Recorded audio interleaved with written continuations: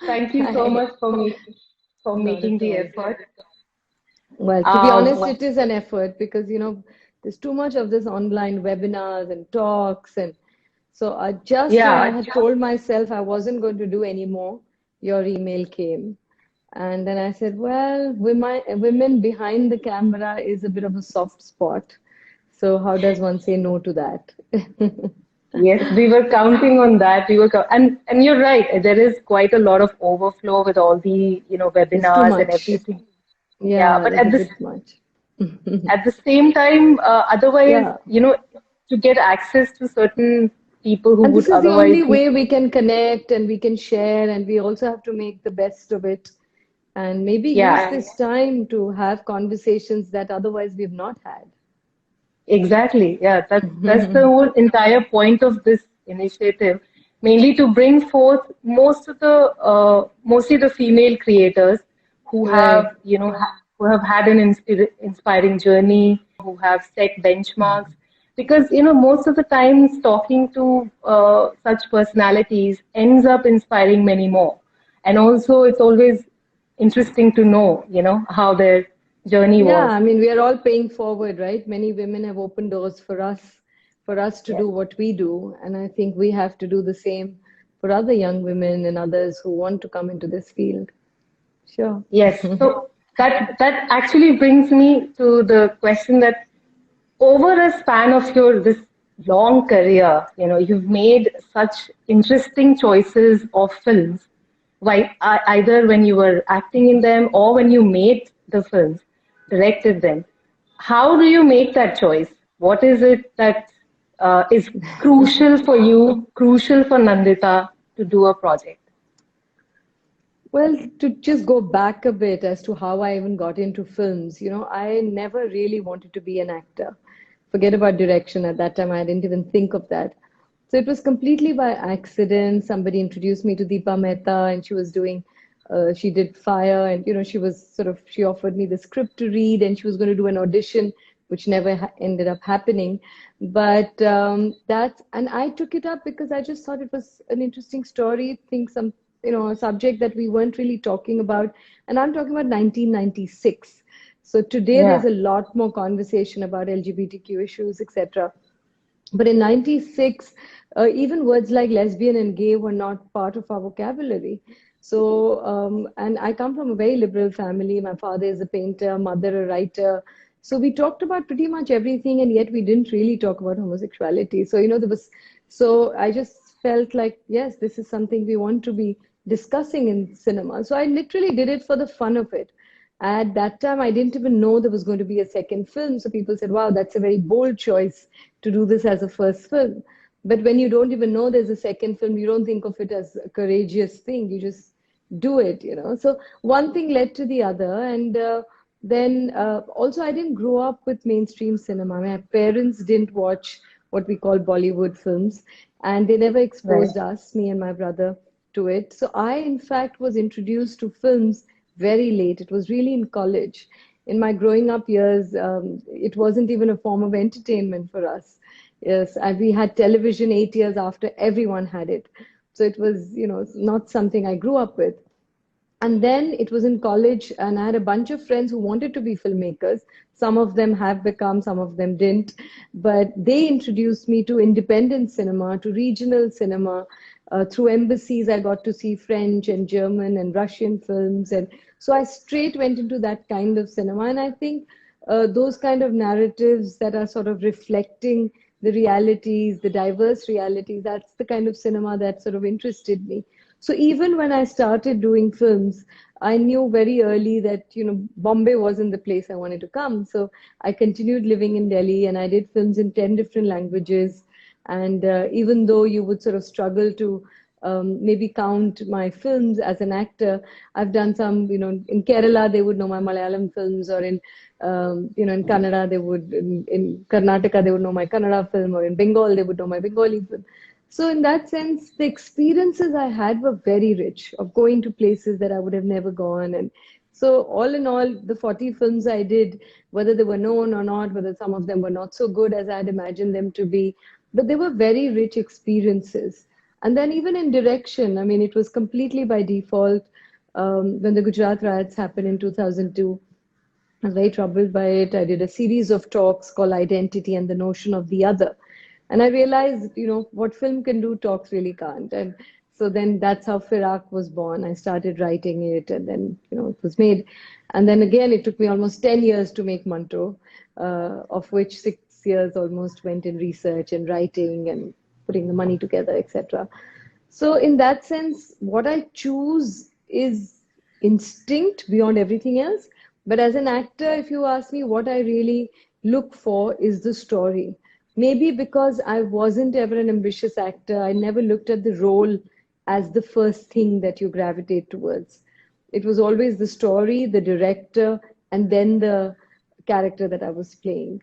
So maybe it was in reverse order than most actors end up doing, because obviously they want to do diverse roles. They want to see whether their character is challenging their skills or their talent.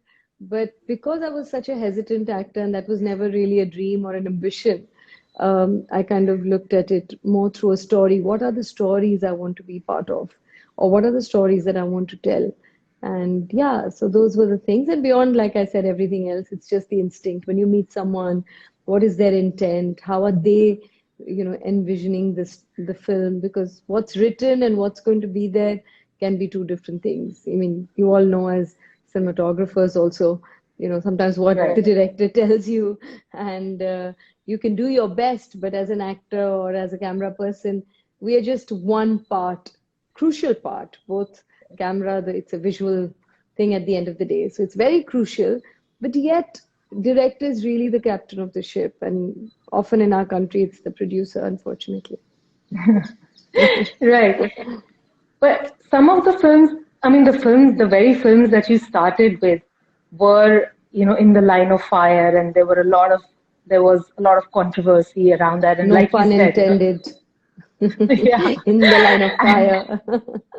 yeah, and there were like you said, the subjects that the film dealt with. Imagine them being spoken about 20 years ago, or like Yes, whatever. I 34. mean, Yeah, it was a long time and so it was and difficult. It was different. and you straight away jumping into it, becoming the center of all that controversy. Did that affect you in some way, or was it were you? Well, I mean, I came from a social work background. I did my master's in social work and I was working with two different NGOs, one after the other. And so 5 years of all that experience was with me. And so I was used to sort of battling for issues and, going on long marches, etc. And we did think that we would get into some amount of trouble, but we didn't realize that we would be really attacked and that it would become a physical threat. I mean, I had a policeman outside my door for a month, and I had just started also living by myself. So my parents were really worried for me. And of course, those things happened. And also, people that you would meet, like whether it were friends, acquaintances, random people, strangers, would sometimes come and say, wow, that was such an amazing film, or it was such a courageous film. And some people would come and say that, you're making everybody lesbians. And, they would sort of scream at us and me or Shivana's me or whatever. So I think there was a range of reaction from people being confused to hating it to loving it. And I think that for me, actually, I grew a lot because of that. Uh, More than even doing the film, because just in responding and in realizing that what a hypocritical society we live in, we have so many double standards. We don't mind if people are lynching and hating and beating up, but we have problems with two people being in love. So, lot for someone who anyway came from sort of the social issues and social justice, all of that, and then being exposed to this issue in a very sort of different way and much closer way also. A lot of people would share their stories. I mean, a lot of people from the LGBTQ community somewhere felt that I was their ally, and I became and more of an ally over the years. But in the beginning as well, they would sort of come and share their stories, and I felt like, my God, how come I didn't know of this, this world that existed? And I was so oblivious of the level of prejudice that we had as a society. So, in many ways, yes, it was difficult period, but even at that time, and now when I look back in retrospect, I felt that I learned so much from that experience. Right. And so in the end, it didn't dissuade you, but it further encouraged you to continue your journey. That's what Yeah, it, in some ways, I realized also the power of cinema. I mean, I used to do a lot more work on the ground before, and obviously nobody asked me for my opinions on this and that. And suddenly, after Fire, I was being invited to various places to talk about things, and there was a lot more media attention. In fact, in the beginning, I was very uncomfortable with it because I felt it was so superficial. Because I'd just done a film, and suddenly people wanted to know my opinion about so many things. Whereas when I actually worked, and I knew so many activists who were doing much more important and deeper work, and nobody was really asking them. So I was in the beginning quite angry with the superficiality of this whole hoopla that we do around cinema and around actors and stars and the kind of media attention it gets and celebrity driven. It has, of course, become more and more in these 24 years. It wasn't as manic as it's now in terms of this yeah. celebrity attention and everything being celebrity driven, but it still was. And then I kind of made peace with it as I worked, because in a strange way it brought my own interests. It gave me an opportunity to talk about things that I care for. And then I started seeing it as an opportunity, and I got to know there's another word called social advocacy. So I said, okay, I'm now not an activist and social worker, but a social advocate. Of course, these are all labels. But the point is that it did give me then an opportunity. And over the years, it has. I mean, cinema has given me, apart from, the experiences of working with various people and doing various films, what it has done is it has really given me a lot of opportunities to talk about things that I care for. I've written over the years, to do a column for a magazine, and many other things that I've done. I think also came because I became a public person. And how do you use that responsibly to do something that you care for? I think is also an opportunity. Right. Like what you said about you already were involved in social work and you were also, you had, you also work as an activist. And by many times, for example, if I have to share an incident with you, like when I started in filmmaking in film school, uh, Where my did you study? professor, I studied in Whistling Woods, Okay. and I've been there, one in of fact, the and done a talk for the students. yes, I mean, during my course of study over there, you had visited once Oh, at that okay. time itself for a talk. And but for me, because like you said, films are a very powerful medium, Yeah. and that's exactly what I felt. And but during one of my conversation with a professor, I was told that if you want to say something, then you rather write a book. You know, what it meant Yeah, was if show. you, But even show what yeah, you don't need to say it, but show it. yeah, but what he also meant was, if you want to talk about social issues or whatever, you Ah, okay. might as well become Activist a type. social, yeah, yeah. But at the same time, films You're are here to a power. entertain. The Yes, usual, yeah, dichotomy. yes. And so, is there a bifurcation that, you were also kind of dealing with at some point that I need to be making a division between my work as a social worker and then as an activist or as an artist? Did you ever consider Yeah, that, or so that's yeah. what? No, for last 24 years, in fact, almost even till now, people ask me, why didn't you do more commercial films? And, why didn't you could have done both? You can do mainstream and even the kind of film that you want to do, you would have been more effective. And they're probably right. And many actors have been able to create that kind of a balance, where they do some films for money and for sort of greater visibility, greater marketability, and then have done work for their hearts or what they believe in or what they enjoy doing or where they are challenged. But I think the fact I was never ambitious about being an actor, or that wasn't my goal at all. I mean, even now, I don't really see myself, although everywhere people sort of write actor, director, whatever, social advocate, etc. But I mean, I've hardly done any acting in the last 10 years, yet the association is of an actor. So many people haven't even seen my work, but they think of me as an actor, you know. So I think there is this assumption that if you are an actor, you have to also be popular, you must be more marketable. And it's true, if you're more marketable, you also get better roles, even in independent cinema, because already the films are kind of independent subject, or different kind of more realistic. You'd rather have a more commercial actor, so at least it reaches more people, than somebody who already is labeled as this sort of arty farty kind of a person. Why would you want to take her? But maybe because it wasn't Right. an ambition for me, I didn't want to do the kind of films that I didn't relate to. So because, like I told you right in the beginning, it wasn't more mainstream cinema, especially then.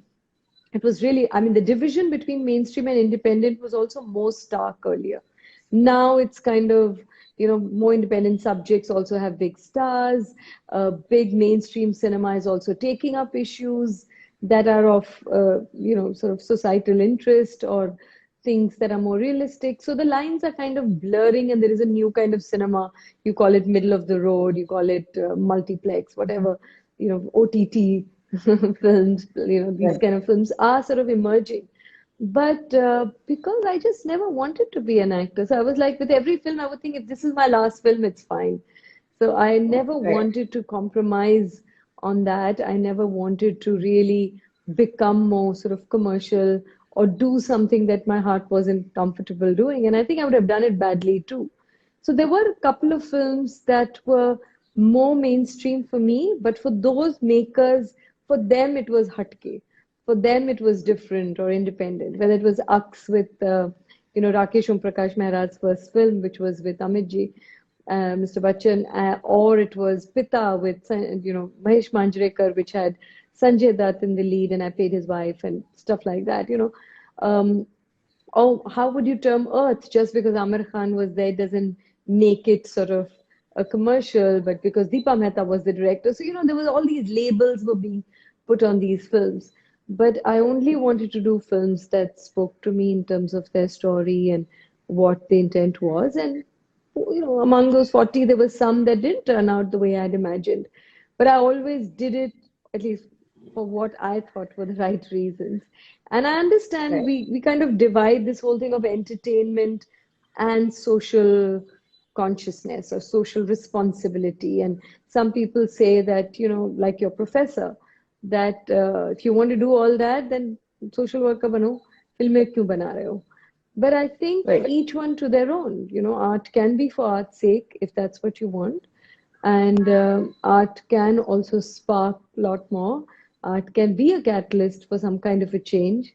Art can sort of challenge prejudices, can spark ideas, can question important things that we don't otherwise question. It does stir. I mean, if it didn't, then films wouldn't have that impact. If it didn't Right. make a difference, then the conservatives, the orthodox, the right wingers wouldn't be threatened by it. They wouldn't want to ban a film. They wouldn't want to censor it. They know that it Right. goes into your subconscious.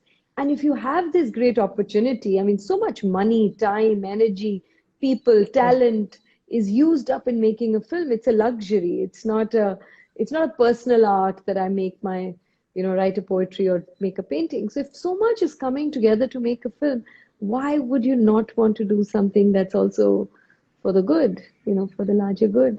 And Right. that doesn't mean you have to make preachy and boring and didactic films. I mean, those are worse.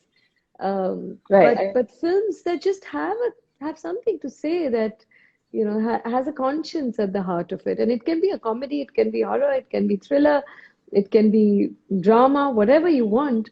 But it doesn't need to be regressive. It doesn't need to be derogatory. It doesn't need to be frothy. It doesn't have to be all that. Right. I mean, you did mention that, there are these lines that are being blurred now, and, there is a new kind of cinema that is evolving.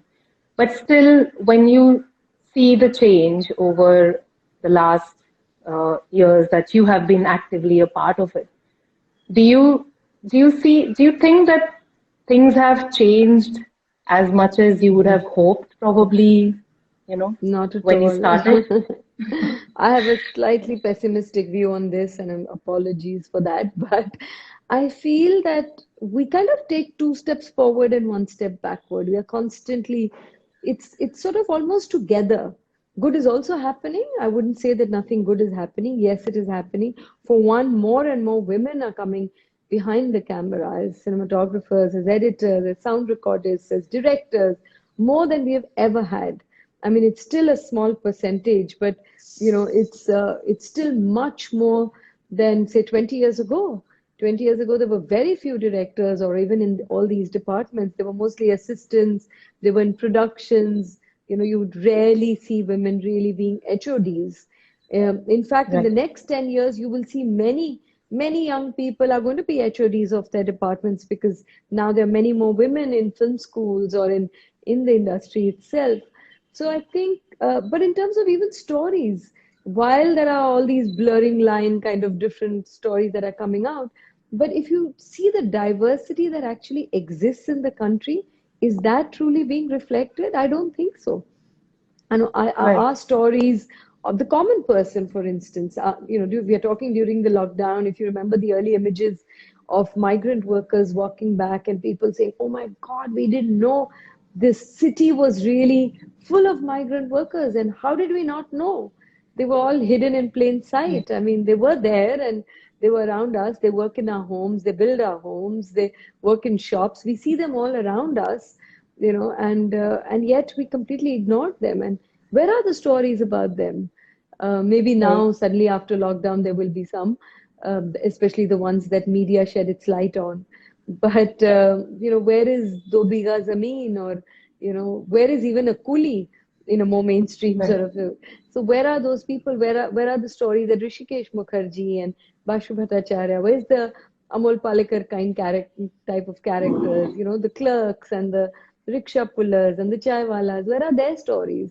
And across board, I Right. don't only mean to say of a certain class. I mean, where are stories about the lower castes, or the, I mean, the fact we have to say lower caste itself is a tragedy, but the fact that the industry is dominated by men, by largely North Indians, or by upper caste people, obviously those stories are going to come out more. When you are not represented, when so many communities are not represented, whether it's the northeastern or regions are not represented, different castes are not represented. Now you have Paranjit or a Nagaraj Manjule, or a Neeraj Kehwan telling us stories about the Dalit stories. But where were they all this while? They were almost missing, and even now they are a minuscule amount. Where are the women filmmakers, who are telling a Dalit stories? Because a woman and a Dalit has a different experience than maybe a male Dalit. So till you don't have proper representations, we are not going to have those diverse stories. And our industry is not that diverse. People telling the stories, people controlling money, people who are being allowed to get into it are really not that diverse. So, we won't get those stories till we don't make the industry itself diverse. Exactly. And at the same time, I think, like you said, where we go two steps forward and then we take a step back. And Constantly. one often it just makes you wonder that why is that happening? Why would that be happening? For example, we had some great stories like you mentioned, Do Biga Zameen or a Naya Daur, or like stories which Yeah, are which were really powerful. And sure. then you could imagine that as the society progresses, Or a uh, Sujata, talking of women, there was, like Sujata, if you remember that Nutan story, there were right, so many stories of women that you don't see them now. Or, right, Subha, or, I mean, so many stories of Mrinal Sen and Satyajit Ray and, Shyam Benegal and Adur Gopalakrishnan and Rituparna Ghosh. Many of them, these were men telling us stories about women, but we are informed about so much of that through so many sensitive men filmmakers who told us these stories. But we also want to know what is our gaze, because our lived experiences are different. So while they did it in the most sensitive way, and our female gaze is informed by stories of women seen through the eyes of a man, which is fine. I'm not saying that only women should be making women's stories, but they controlled the narrative for so long. They told us how men had to be shown, how women had to be shown. And I think there is something about a female gaze. There is something in the way we see things. It's not that we are constantly, like when you're doing, camera work, or when I'm directing, it's not like you're constantly saying, oh, I'm a woman director and I'm, my female gaze is on. You're just directing. But my lived experiences, everything that I've gone through in my life as a woman too, is informing some of those choices, is creating certain vulnerabilities, maybe certain way of looking at not just women characters, but also men. I want to Right. also tell that story where I decide how I want to see a man or a woman or a mother or a friend, so I think women also need to share their lens. And until we don't have that, we will always not see a part of life. And we are 50%. We are not even a small minority. So Right. I really definitely feel that it's time that more of us tell our stories. Right. I think there is definitely this gaze is always something that is always spoken about, and many times there is some kind of a dilemma also in the mind of women as well. That is there something called as a female gaze? Definitely, there is a difference in level of sensitivity towards various subjects, and of course, sensitivity also doesn't know gender many times. Right. Yeah, A man sure. can be much more sensitive Absolutely. than a woman. But at the same time, like you said, the experiences, because of the way the societal structure is, the experiences are always going to be different of a woman and a man. I mean, that Yeah, that they're is different. I mean, and we are generalizing, but at the same time, there is some truth in that generalization. right. And but why do you think that those stories are still even though the numbers are increasing, like you said, the numbers of women behind camera, or in the role of a director has increased, or even in production. I Yeah, can't even there are imagine. many more women, Right. definitely. But why do you think that the growth is slower, as in the numbers are slow in coming up, and uh, But that's true of almost all fields except for caregiving fields, except for teachers and nurses and things like that, air hostesses. In every other field, it has been dominated by men. So it is going to take some time because there has been sort of a natural exclusion. Most women don't even try to do, right? Even in cinematography. Now there are a bunch of women. I was looking through your Insta and that page and to see, and I was like, wow, there's so many. And I didn't even know, so many young cinematographers are coming out. But at one point, in fact, the word cinematographer wasn't there. It used to be commonly called cameraman. So, yeah, there was not even a room for the camera woman because it was just assumed that somebody who does camera, and you assume that, oh, you have to carry big cameras and tripods, and can a woman really do all of that? I'm sure you all have also faced those questions in your early years when you're maybe to a parent, to a relative, to a friend, that why this, why not be a director? Why not be a writer? Why camera? And it's been shown that a lot of camera women around the world, they have had a different gaze in the way they've told the stories. So I think it does make a difference. And you earlier said that yes, it's not necessary that a woman has to have that kind of a female gaze. I think the fact you're a woman, even if you're telling a story that is, let's say, a violent, a war story, like the lady, I forget her name, the one who Hurt Locker, the one who told that, the one who won Bigelow, the one and Catherine, only Oscar. Sorry? Catherine Bigelow. Catherine. Oh yeah, Catherine Bigelow. So, when why did I say Hurt Locker? I don't know. Catherine Bigelow, when she made the film, and it was this amazing. She was doing this war, like nobody even imagined a woman can tell a war story, because we also kind of stereotype, or if it's a woman, it must be a drama, it must be, and there could be more women who want to tell those stories, and why not? Because the softer side, the more nuanced side doesn't come out as often. And women see those nuances. Women are in homes, they observe people, they are often on the receiving end of a lot of things that they don't really articulate and don't really are as combative. So when they have an opportunity to tell those stories, they want to share that. And there's nothing wrong with that. We want to see those stories as well. But I think the fact we are women and we are telling stories, or we are doing we're seeing it through that lens, or we are editing, or whatever that job we are doing behind the camera, our life experiences are going to have a play. The fact we are women itself means there is a female gaze. I don't have to do something to have a female gaze. The fact I am a female and I am looking at something, that's my gaze. That's a female gaze. And just Right. as you see some films and you say, that must have been made by a man. I don't know if you've done that. I've done that. Seeing a few films and you say, oh my God, they're trying to be sensitive, but it's clearly made by a man.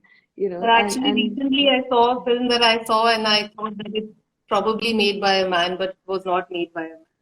So really, that's yeah, also sometimes, and it's good. And it's good that right. those walls are breaking. But I'm just saying, just as we sometimes know that certain films must have been made by men, there are also films that you feel that this must have been made by a woman. I remember when I was, after the Cannes screening of Manto, a woman came up to me and she said, and she was a French woman, and she said, I've seen Firak and Manto, and I knew that both had to be made by a woman. And I said, why do you say that? And she said, because both the subjects are about violence and you've kind of stayed away from blood and gore. And had there been a male filmmaker, he would have definitely shown more sexuality and more blood and gore, because both subjects kind of lend to it. And you stayed away from both of it. And I think I myself don't like to see violence, which doesn't mean that no woman has to like to see it. I mean, we are not a monolith either, just because we are saying talking about us as us. So I Right. think but the fact that there is, I think also because women are more vulnerable, especially in patriarchal societies, we're more vulnerable. We tend to be more democratic. Our own fears also sometimes come out. We like to make characters more nuanced and more layered instead of too black and white. And there are things that women do bring to it. And again, I'm generalizing, so I'm not saying that every film or every woman does that, but broadly, uh, I think there is a difference. And also, there's a difference in the team, in the crew. So, as an actor, I've been on 40 crews, right? So, and at a time when there were mostly men. Sometimes I've worked on crews where there are three women, including me. So, basically, there are two in the crew of 100 people or something. And of Right. course, I've seen that change where there are lots of women assistants. Heads of departments are still less. I mean, I had two heads of departments who were women, both for music and art direction in Manto. And I've also been on crews where they're all women, like almost all, I would say like 90% women also.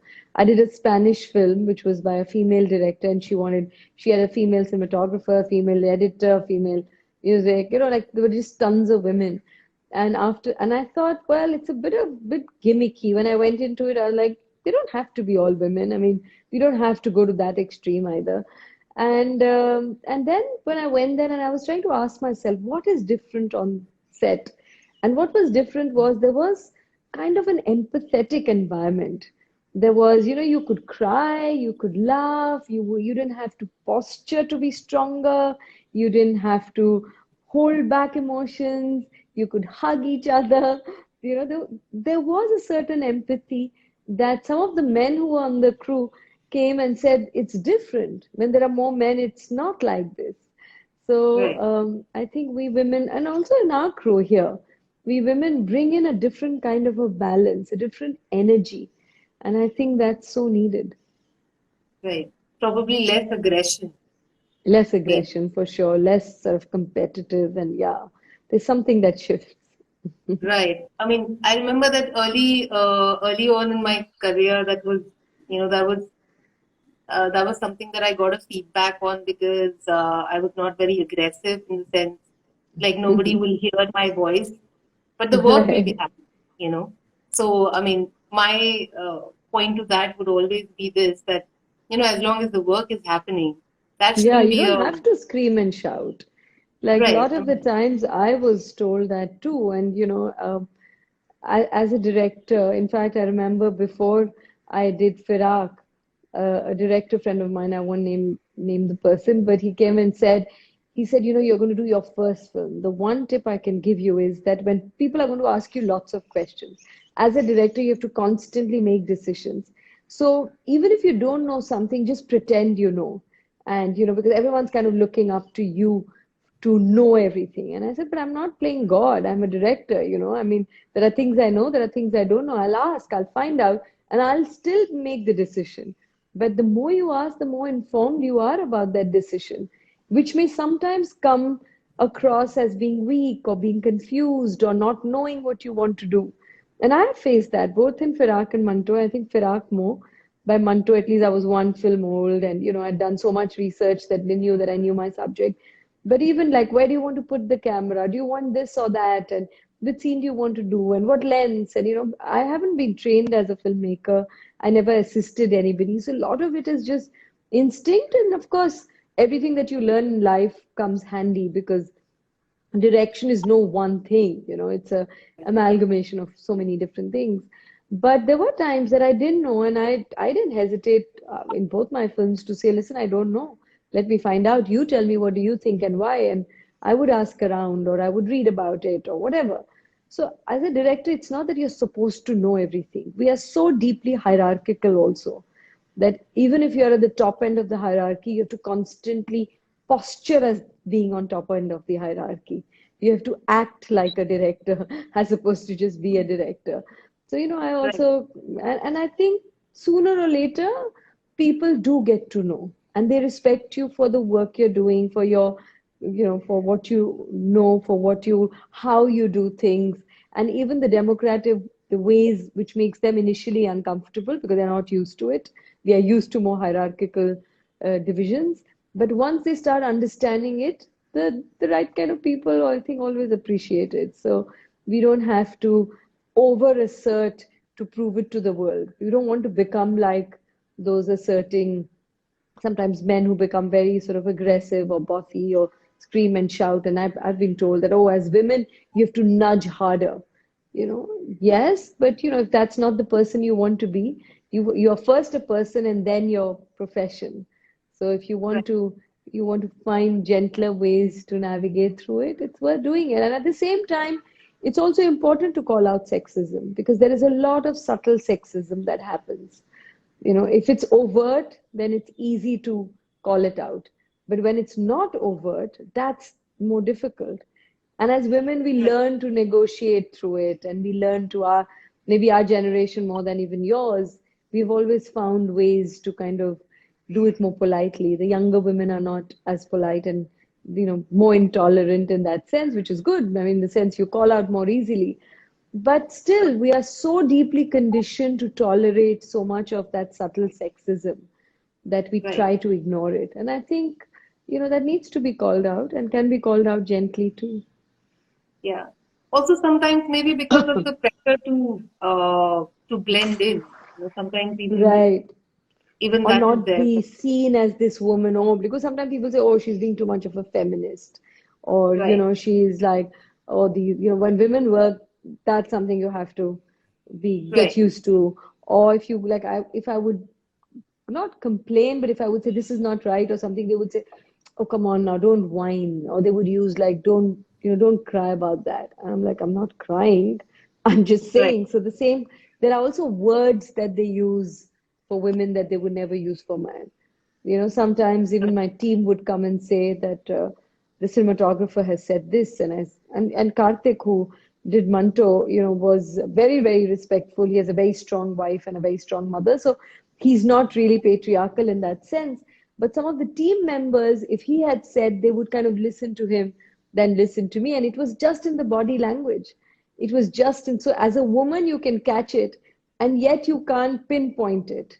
Because if you pinpointed it, then you would be seen as being too much of a feminist, that, oh, you're seeing, patriarchy in everything. And I would say, yeah, Right. but unfortunately it is in a lot of things. And, our radars are become sharper and sharper with life. No, that is true. And sometimes I think you know, like recently, a friend of mine who I met after a decade probably, and um, met me, and after hearing some view of mine, he was like, "Oh, when did you become a feminist?" And that question just suddenly struck me. It made me think that, what Everyone I should mean, be a isn't that, feminist. Even a man should yes? be light.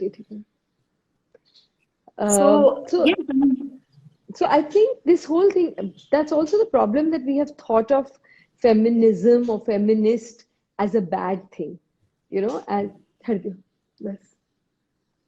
Sorry, it was just getting too dark. So, no, even because in our mind, the word feminist is like a gali, which is strange, right? What is a feminist? Somebody who wants a more equality for women, somebody who but believes that there has been a historical wrong and we want to correct it because we must have as many opportunities and, the same rights as men enjoy. And we all want to be humanist. But till the reality is so skewed, we all should be feminist. Once it becomes more equal, then we don't need to be feminist, then we'll all be just humanists. So, right, so we also have to claim that word. And sometimes, as women, I've seen they kind of say, listen, I'm not a feminist, but I feel this. They think right, right. feminist means like you have to be a flag flying, man hating, screaming and shouting. That's not a feminist. You can be, Right. we want both. We just want a more equal world. Exactly. And I mean, like you said, that even for more representation, let's say the number has increased and everything, and it's increasing, but or when you spoke about having diversity within every system, unless and until Absolutely. the entire I feel very ecosystem, strongly about that. right? I mean, unless and until that happens, then and how is that going to happen? That's only going to happen with more and more representation. Unless and until Absolutely. that comes about, I don't think that we have reached where we should be. Like when No, even we have every a time when long way to go, but we're yeah, still on our way. But we are on our way with people like you and so many young women coming into the field and saying, "What do you mean it's a man's world?" We're telling stories. We can be camera women, we can be editors, we can be sound recorders, whatever. So I think it is changing. We have to hasten that process. It's changing, but it's changing slowly. We have to just kind of work at it. yeah. I mean, it's changing, but it's been changing for a long time. For example, when people say that, now it's not that way and there is more representation. But then if you look at it in terms of, if you compare the Percentage. ratio, yes, it's It's still less. it's Like we had dismal. very strong women even 100 years ago, Of 200 years ago, course. who were our role models. Even today, that number, even if it has increased, that percentage has not become, equal. So it's still Yeah, a far from it. like when I read first time when I read, uh, by when I read Lihab by Chugtai, and when I read Fasadi, and I was like, so there was a woman like Yeah, this those many years ago. Even I of couldn't think course. like that 20 years ago. Right, Even it right, took right. me time to come to terms with a lot of things and Because we are so understand. deeply conditioned by this Yeah, patriarchal, traditional, hierarchical, feudal society. It takes a right, lot to kind of, and not everybody sort of crosses that threshold. Not everybody pushes the boundary enough. But we have to do it not just for ourselves, but we have to know that every person, men and women, who kind of push the envelope, who push the boundaries, are actually opening doors for so many more. Because every right. time you do something different, there are 10 other who are probably just looking at you and saying, okay, that means maybe I can do. And then maybe they take smaller steps. And I really believe that every drop counts and that, each one of us has to play our respective roles in hastening that process. Because while we are talking and discussing, so many other women are not being able to do this. I'm sure there's so much hidden talent that's just not coming to the fore. And what Right. happens, it becomes a vicious cycle. The Right. less they are, the less opportunities they get. And if you see, even in general, forget about films, in general, women in workforce has decreased. For the fact that so many more women are being vocal and are being educated and are talking about these issues, shouldn't there be a rise in women in workforce? We were 27%, and now in the latest census, we've got to know that we're 23%. And a lot of the times it has happened not among the poor, because there the women have to work for their own survival and for the family. It is Mm. among the middle class and upper middle class and upper class, or whatever, like middle class onwards. It's because women have been told that you don't have to work. It Right. is being linked to money, that you only work for money, and if you're affluent enough, then why should you work? Because the man's working. But that's not the reason. We, Right. as women, we don't only work for money. I think it's very important that we are economically independent. That's crucial. But also because we have the same brain, the same heart, the same desires as men do, in terms of wanting to know about the world, wanting to tell our stories, getting excited by new things, enjoying other people's company. All of that comes with work. It's not Right. just the work that you do. The life experiences grow. That's what makes life fuller. So I think we Right. have to, sort of take more women, and we're all guilty. We all have to look harder when we have to take women. Sorry. Right. I have two thoughts which came to my head. One was a comment by a friend of mine, a female friend of mine, who said that maybe women aren't that ambitious. That's also possible. And so, I mean, my argument to I that don't know. was that, I'm not ambitious because I'm a woman, or I'm not ambitious because I'm just the person I am. It could be both. It could be either. yeah, because how would you know till the time you push them in the arena And and why then should we even call it ambitious? Women have dreams. Women have interests. Women have talents. Who are we to say that they don't have ambitions? They, we cut our ambitions before they even become dreams, because we right, just feel like it's too difficult, or it's not possible, or my parents won't allow, or then I have to get married, or my husband will not, or this is too demanding. I have to create a balance. Oh, now I have a child. Am I going to be a right, bad mother? There's guilt, and we are kind of juggling between all those roles, and we want to be Durga, and we want to do all of them really well. So the yeah, first thing that has to go out of the window is what I really want to do, and right, what I really want to do are those dreams.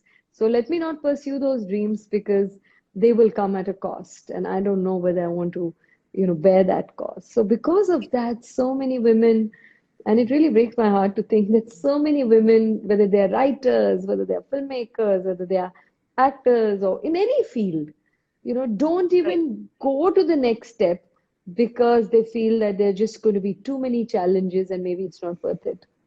right, right. Also, I mean, the declining percentage, I mean, some of that is also attributed to the fact that, now, for many women, the workload increases twofold. It's Yeah. work at home and And it's the paying work, so yeah, it's both the responsibilities many times combined for a lot of them. yeah, it is like a double whammy. So you almost feel like, isn't it better just to be doing that homework? Why should we even do this? Because if it's going to be a double whammy. But we are that transition. I know the transition has been just too long, but hopefully there will be a day when men will take equal responsibility in rearing children, in doing household work, and in thinking that this is my home as well, that the woman also has work and has desires and has dreams and has talent and all of that. And then once it becomes equal, then both have to share. Then it won't Right, be this double whammy that many of us are having to do, at the right, moment. And especially when you have children, it's like as if mother is the primary uh, caregiver, or the warrior, or the person who has the main responsible person. So I think when that changes, then Right. more, and that has been proved by Scandinavian countries and other cultures where women are doing many more things. And it's also because men are partaking in many of those responsibilities. Right. Right. I mean, the conversation just kept on taking its own course, and I had these I know. few And questions. don't we have to ask questions from others? Like it's almost, We we've got another we nine do minutes. yes, we do have I mean Do we have questions. some Normally, questions? what ends up happening is that they keep popping up on the screen Oh, while okay. you're talking. So if anybody So has questions, please yes, yes, please. send us Now is the now. time to now is the time to ask your questions to Nandita, and I you see there know, are men too, so I shouldn't assume there were only women. That's good. I'm no, I glad mean that we men get are also interested in knowing what women are feeling, thinking, what are they wanting. And we need men to be our true partners. You know, this is not an anti-men thing. We have to do it together. And anyone who is in a position of privilege needs to do more. Why right, should the person who is in a way the victim have to constantly have to bear it? Why should all women rallies and marches on March 8th have to only have women? So, you know, right, in any field, why should the Dalits have to fight their own battle? Why should the LGBTQ only be fighting their battle? We all right. have to fight each other's battle, you know, and especially those who are privileged. This is to all the men who are hearing it. We got a couple of There was a questions. One, question. Your questions are yes, going too fast. no, but I can Ex read it. So one was, what was your process of researching for Manto? That's from oh, Juhi. that's a whole Insta, like whatever, it's a whole hour. But broadly, Right. I would say that Manto had written so much that, you know, I had to read a lot though, and I don't read Urdu. So that was a bigger challenge. And I do read Hindi in Devanagari, so I read his originals in Devanagari. But after school, one doesn't tend to read as much Devanagari. So it brought me back to it, which was good in a way, because English translations weren't so great. I Right. also went to Lahore a few times and spoke to the family, to his daughters, to Manto's wife's sister, who is in her late 70s, who had many memories of Manto and Safia, Manto's Right. wife. And I think especially Safia's character, where I took a lot more liberties because Manto didn't write enough about all of those interactions. So I had to sort of really dig deep into the family stories. So yeah, so the research itself took a long time. And while I was researching, I was also doing recce because I wanted to really find those places which were kind of, frozen in time. And then I Hmm. was also writing and I did many drafts. So yeah, it was a Right. very long process. And there was also a question about what after Manto? What's the next Yeah, so Nandita? even I'm asking myself, there's so many stories. I mean, the country is also going through so many different kinds of crisis. Right. Diversity is being attacked. There is the lockdown has made us realize how privileged we are. Just to be locked down itself is a privilege. At the same time, being at home is not for everyone or every woman, especially woman and child, a privilege. Stay Right. safe, stay home is a bit ironical for many women and children. In fact, I did a 7-minute short film called Listen to Her during the lockdown. I was my Yes. own camera person as well. With the same phone, I kind of had to put it on books because I didn't even have a tripod. Now I've bought a little chotu tripod. How did that Uh, how did that come about? How did that Listen to was Her? well, I just, I've been thinking about overburdening. I myself was going crazy because, I mean, even though I'm a single parent and I don't really have a husband ordering me, but just to take care of a child for all these months, being his teacher, his parent, his friend, because you can't go anywhere, then I'm again, very privileged. I have help at home, so I haven't been cooking and cleaning. And yet, I've been doing all these webinars and emails, and I lead also two lives. If I was a pure actor director, maybe I could have built a little wall around me. Or if I was only a social advocate or a social activist, then again, my world would have been different. Because I straddle both these worlds, I end up, just too many worlds that I inhabit. So I was really feeling very stretched. And I was hearing stories of my friends. And then I have friends who also work on domestic violence. And they were telling me that the figures are surging. All the helplines were packed. I was reading about it, and not just in India, everywhere around the world, domestic violence had really gone up many folds. So I just Right. wanted to bring these two stories together and these two classes, and not sort of be the one becomes the savior for the other, but how as women we kind of can help each other, at least to listen. And that's Right. how it was kind of born, yeah. And I did everything, the sound, the camera. It was a mad shoot, and I was being very impulsive. I wrote it one day, and the next day I shot it. And then I realized in my house the light changes, so I had to shoot it 3 mornings. When you're staying at home and you're not seeing from the lens of a camera, you don't even realize how much the light changes in the house. And then I had to sort of, I would tell my cook to sort of switch on and off the camera, and I would set it up and shoot a little, go there and come back. And it was completely quite crazy. And I had a team of 2 people. They would, sometimes tell me on Zoom certain things. So it was very, very difficult. But it was interesting as well. It was quite an experience. Yes, and it But was a wonderful film that spoke about a subject that, again, another thing which, we don't end up talking about a lot in, some regards, and don't end up, like, for example, how everyone was surprised about so much of mass exodus of the migrants. yeah, Similarly, what goes out, everywhere. what goes on inside, you know, Homes. Yeah, homes if you're and locked with your perpetrator, I mean, you shudder to think what that life must be. We right, think we are safe, like we feel like, okay, at least we're less vulnerable. We're not out on the street. We don't have to fend for ourselves in the same way that a daily wager has to, that, where if you don't earn, you don't eat. So right, they are caught between starvation and the virus. And we right, don't have the same problems, but there are so many other problems that women have had to face, or little children. There's been child abuse has increased. Child right, lines. I did a webinar with UNICEF, and they were telling me that the child helplines have really are packed because so many little children are calling up, their mothers are calling up, and there's all kinds of abusive cases. And where are these stories? Do we see right, these stories coming out? I mean, there's no dearth of stories, and it doesn't mean that everything has to be miserable. But right, we can't only this in the because we call cinema as an entertainment. I think we're doing great disservice to cinema. Movies. There's a difference between movies and cinema. Cinema is also a reflection of reality, and as long as it's engaging, let's not make boring, didactic, preachy, heavy-handed films. But we've got to make them engaging, but also reflective of diverse realities. If we don't do that, I think it's really a missed opportunity. right, right.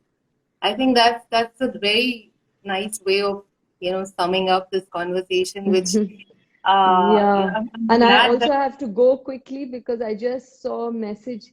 My son, oh, okay, he's fine. No, because today he's gone for riding for the first time, and I just read my ex-husband just mentioned saying he had his first fall. So I was oh, like this, and then the next message was he's back on. So I was like, okay, had a bad okay. fall, but he's so brave. He said had a bad fall, but he's so brave. Oh my God. Okay. No, but See, there's a mother I in hope you. he, And I yeah, hope no, but yeah, he seems to be fine. But he, the thing is that we are also mothers and daughters, and we will have all these experiences. We won't be, as they say, that oh, men are so they can compartmentalize, so therefore they are more focused. But the point is that life isn't about being compartmentalized. We can focus, and at the same time, we have to care about other things and other people, and that's just as important. right. Okay, Thank you so sorry, but much. it's 6 o'clock, and yeah, I should be Thank you. going because I Thank need you. to talk to him. Thank you, Priyanka. It Thank was you so wonderful much. talking to you. And more power to all you women who are behind the camera. And let's hope that in my next film that I can work with some of you at least.